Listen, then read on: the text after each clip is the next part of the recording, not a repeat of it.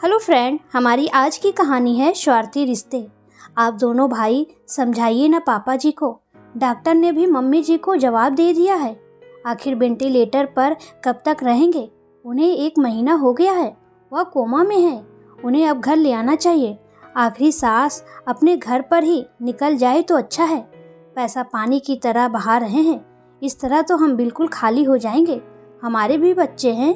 सुरेन जी की बड़ी बहू ने अपने पति से कहा तो छोटी बहू ने भी अपनी जेठानी की बातों में हाँ मिलाई।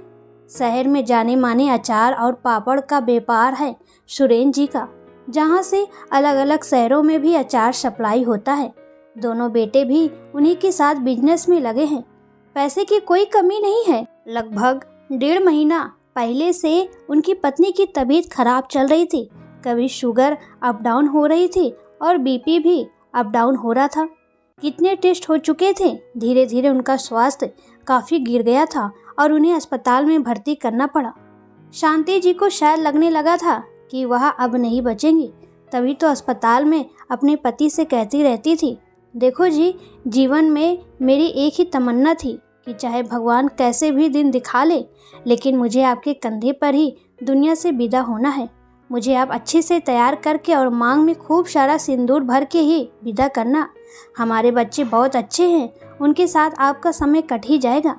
सुरेन जी रोते हुए कहने लगे, मैं तुम्हारे बिना एक दिन भी नहीं रह सकता। तुम मुझे छोड़कर कभी नहीं जा सकती। मैं दिन रात एक कर दूंगा, पैसा पानी की तरह बहा दूंगा, लेकिन तुम्हें मेरे लिए ठीक होना पड़ेगा।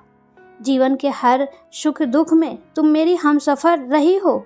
कितने उतार चढ़ाव देखे हैं जीवन में। मैं तुम्हारे बिना जिंदगी का सफ़र नहीं काट सकता। उनकी बात सुनकर शांति जी की आंखों में भी आंसू आ गए थे और कहने लगी थी, कौन हमेशा साथ रहा है जी? किसी एक को तो अकेले रहना ही पड़ता है। उम्र की इस मोड़ पर, मौत पर किसका बस चला है, कब किधर से आ जाए किसे पता। कहते कहते शांति जी भी रोने लगी थी और यूं ही धीरे धीरे वो निढाल होती चली गई। 1 महीने से वह कोमा में है। सुरेन जी उन्हें एक पल को अकेला नहीं छोड़ते।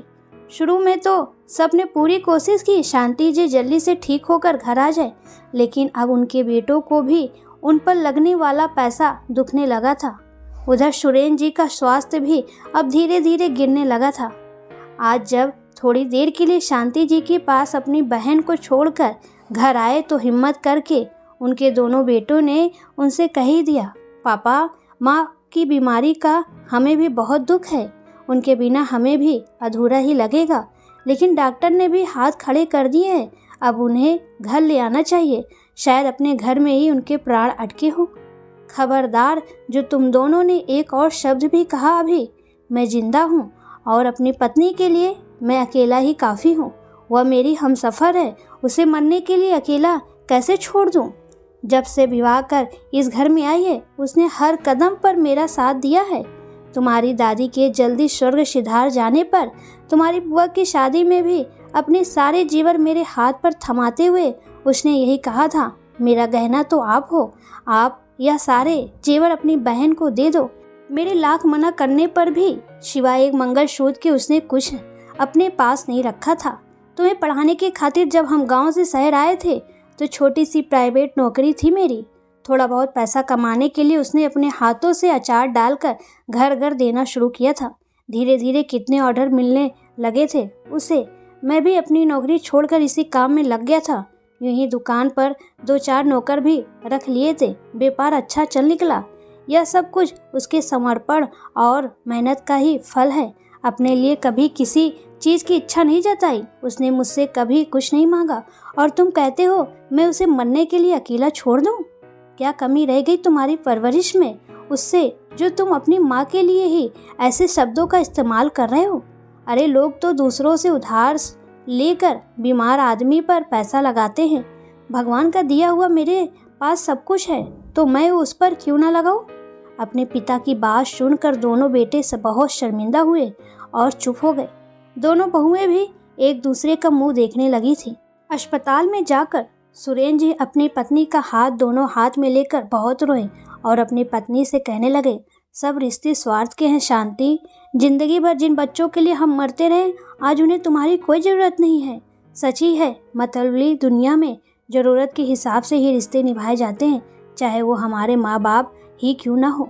अपने बच्चों की बात से वह बहुत आहत हो चुके थे। आज उन्हें अपनी सारी संपत्ति, बच्चे, सब कुछ बेकार लग रहा था, जैसे सभी का वजूद उनके हमसफ़र के उनके साथ होने से ही हो। रोते रोते ही शायद सो गए थे। थोड़ी देर के बाद जब उनकी पत्नी की रूटीन चेकअप के लिए डॉक्टर आया और उन्हें उठाया तो उनकी गर्दन एक तरफ लुढ़क गई। उनके शरीर में अब प्राण नहीं थे। उधर शांति जी की आत्मा भी उनके प्राणों से पहले ही निकल चुकी थी। सारे माहौल में एक चुप्पी सी छा गई थी। ऐसी मौत शायद किसी को नसीब नहीं होती कि दोनों पति पत्नी एक साथ ही दुनिया से विदा हो गए, मगर ये तो ऐसे हमसफ़र थे जिनका अंतिम सफ़र भी एक साथ ही होना था। शांति जी को आज उनकी दोनों बहुओं ने खूब सजाया था। दोनों उस दुनिया से जा चुके थे जहाँ से शायद उन्हें कोई जुदा ना कर पाए।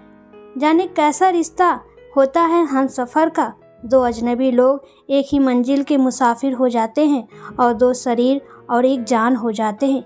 किसी एक के ना रहने पर दूसरा जिंदा लाश ही हो जाता है। तू है तो दुनिया कितनी हंसी है, जो तू नहीं तो कुछ भी नहीं है।